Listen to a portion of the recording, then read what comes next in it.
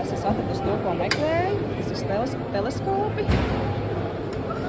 Tas ir ieskaties LV. Un te ir kaut kas ļoti, ļoti interesants. Tā. Sveiki! Sveiki! Mani ļoti interesē, kas ir šie divi... Kas izskatās tā kā tādi nelieli kosmosa kuģi, jā? Jā, tieši tā. Šie ir saucamie gudrie teleskopi. Ar viņu viņš ir tik gudrs, kad viņu vienkārši noliekat ārā pie savas dzīves vietas, savienojiet viņu ar telefonu. Kur tu var ieskatīties iekšā, kā var redzēt caur to teleskopu? Šeit ieskatīties, te nekas tāds interesants baigi nav. Bet, kā lai es redzu tad zvaigznes? Caur telefonu vai planšeti. Viņš tiek savienots ar telefonu vai planšeti, un jūs telefonā varat izmantot esošo objektu datubāzi, nospiežat podziņu, lai teleskops pats to objektu atrod, un tad jūs nospiežat viņam tā kā tā teikt uzsākt braukšanu, un viņš pats aizbrauks uz to objektu, ko jūs arī telefonā varēsiet riktīgi krāsaini un smuki redzēt. Tad principā tas nozīmē sēžu mājās. Vai mašīnā, vai mājās. Vai mašīnā skatos un neizkāpju ārā.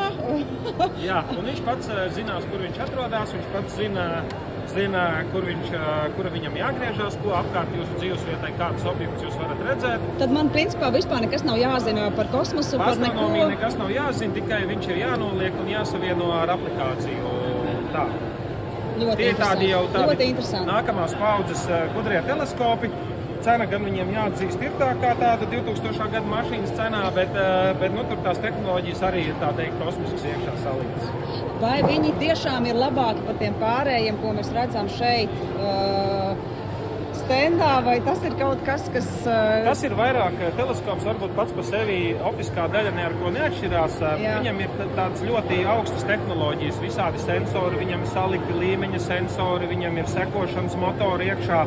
Tas vairāk ir, tā teikt, parasts teleskops, kurš ir aprīkots ar dažādām papildus tehnoloģijām, kas ļauj tā teikt, vispār nekādas priekšzināšanas nav vajadzīgas. Un viņš pats seko līdz objektiem, izlīdzina zemes rotāciju. Tad var tā teikt, ka šie teleskopi, tieši šie abi, kas ir Unistellar, Jā, Unistellar, jā. Teleskopi ir piemēroti kādam, kam vispār nav nekādu zināšanu? Kādam, kam nav zināšanu un nav arī vēlmju viņas iegūt. Tas ir vienkārši iznesams ārā, savienojams, un teleskops pats zinās, ko ar to iesākt var redzēt, kas jādara ir. Un jūs tikai telefonā skatāties, redzat objekta nosaukumu, aprakstu par viņu un vienkārši skatieties. Labi, bet ja man nav tik daudz naudiņas tomēr, kā 2000 gada auto cenā, tad kas ir tas, ko es vēl varu iegādāties, jo vispār jau priekšstats par teleskopiem ir tāds, ka tas ir ļoti, ļoti dārgs pasākums un ļoti daudz. Tāds standarta planētu teleskops, kas ir bez jebkādām tādām sarežģītām tehnoloģijām, ir šis. Un viņam tā cena ir līdz kaut kādiem, sākot no 200 līdz 500 eiro. Viņš ir tāds, arī ar viņu diezgan daudz var redzēt. Bet, lai atrastu kādus objektus ar teleskopu bez tās sistēmas, tad ir nepieciešams bišķiņ zināt, kas atrodas, kur atrodas mēnesis, cikos, piemēram, lec Jupiters vai riet Saturns, un tad bišķiņ kaut kas arī ir jāzina, ko teiks debesīs var redzēt. Jā, es esmu dzirdējis, ka teleskopi seko līdz objektam, tā tiešām ir, vai man jāgroz pašai līdzi un jāskatās, kur tad tas mēnesis ir palicis? Teleskops, kuram ir tas sekošanas saucamais statīvs, tas izlīdzinās to zemes griešanos, jo skatoties ar teleskopu ar lielu palielinājumu, sajūta, ka zeme griežās ātri, ir diezgan jūtama tāda. Un tāpēc, lai teleskops noturētu uz vienu objektu, tā teikt, uzmanību, mēs ar Zemi turpinam griezties, bet teleskops stāv uz vietas. Un tad mēs ar to karuseli turpinam griezties, viņš izlīdzina to, un līdz ar to jūs varat arī fotografēt, pievienot ar telefonus, kameras. Pat tā. Tas nozīmē, ka kurā vietā var pievienot telefonu, kurā vietā... Ja jūs gribat pievienot, piemēram, telefonu, tad jūs ņemat šādu te, piemēram, telefonu adapteri, uzliekat teleskopam, tāds te. Tas arī Skyvečers? Šitas jau ir vairāk dabas novērojumu. Šitas saucās kā tālskats. Jā, un var arī pievienot parasto fotokameru ar dažādiem gradzeniem pārveidotājiem, un viņi vienkārši ieliek šeit kā kameru, un tad teleskops tiek izmantots kā liels objektīvs. Ja ir bērni mazi mājās? Ja ir mazi bērni, tad vienīgais, no kā ir jāuzmanās, lai bērns teleskopu nepagrieztu uz sauli. jo tas teleskopa palielinājums ir tik spēcīgs, ka pagriežot viņu uz Sauli bez papildus filtriem, teleskops pat var aizdegties. Teleskopu var skatīties arī uz Sauli? Jā, ar teleskopu, jebkuru no teleskopiem var skatīties uz Sauli, ir tikai ļoti svarīgi viņam uzlikt kādu saules filtru. Savādāk var sabojāt gan acis, gan pašu teleskopu. Tad var skatīties kādu, piemēram, tā kā saules aptumsumu vai kaut ko tā? Var skatīties saules aptumsums, jā, bet tad ir atsevišķi jāpiemeklē tāds saules filtriņš, ko mēs šeit uzliekam virsū, un sauli mēs redzēsim baltā krāsā, redzēsim plankumus arī, bet viņi būs droši arī vērošanai ar acīm. Bet, piemēram, ja tagad ir tumšs vakars, es eju ārā, ņemu savu teleskopu, piemēram, šo, un es skaidri redzēšu visu, tikai tad, ja būs ideāls debesis. Es pareizi saprotu. Jums ir jābūt ideālām debesīm, pilnīgai tumsai. Jums jāzina, uz ko jūs skatāties, jo ja jūs jebkuru no teleskopiem pagriezīsiet uz zvaigznēm, tad tās zvaigznes būs 10 reizes vairāk nekā ar aci. Līdz ar to, lai orientētos, jums ir jāzina, kurā debesu pusē ir kāda planēta, kurā nav, kurā ir kaut kas nekā interesanta nav, un tāpēc ir arī, var izmantot telefonos aplikāciju, ko pavērš uz debesīm, un tad viņš parāda visus objektu nosaukumus, un tad apmēram jūs zināsiet, kurā vietā jātērnē ir arī pats teleskops. Ļoti interesanti. Kas vēl man būtu jāzina, iegādājoties pirmo teleskopu? Skaidrs, ka varianti ir ļoti dažādi, cenas arī dažādas. Vai ir kaut kas, kam vēl jāpievērš uzmanību, lai nebūtu jāpērk pēc kāda laika vēl viens teleskops, jo pirmais vairs neapmierina?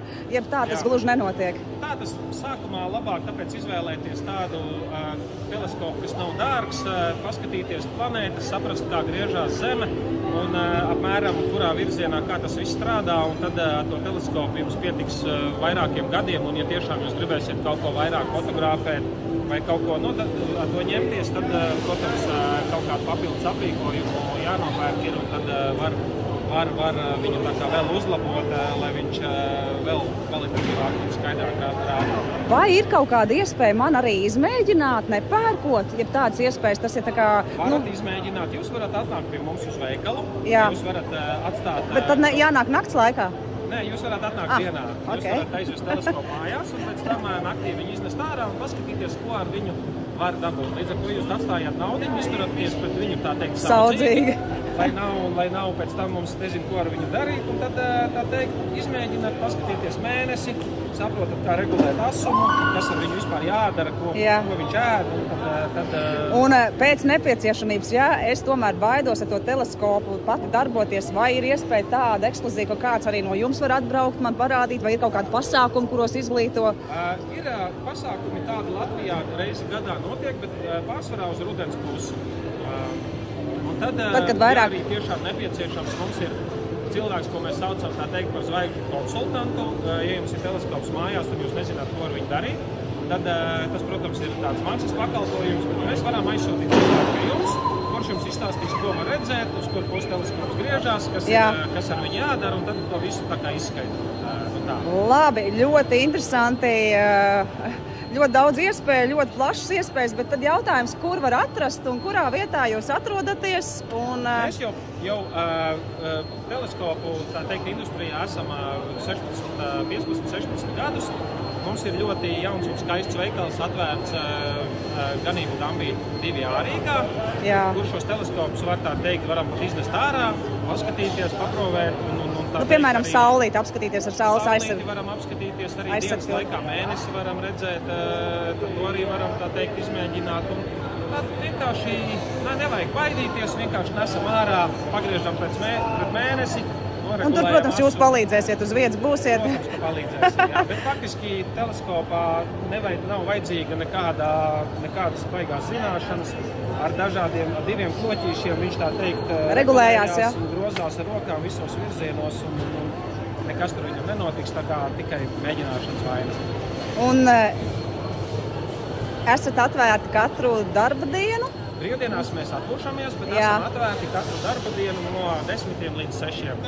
Super. Tā redīsim jūs ciemos, izstāstīsim visu un tā kā iet dabā un vērojiet arī debesis. Liels paldies par konsultāciju. Ļoti izsmeļoši. Paldies! Lūdzu!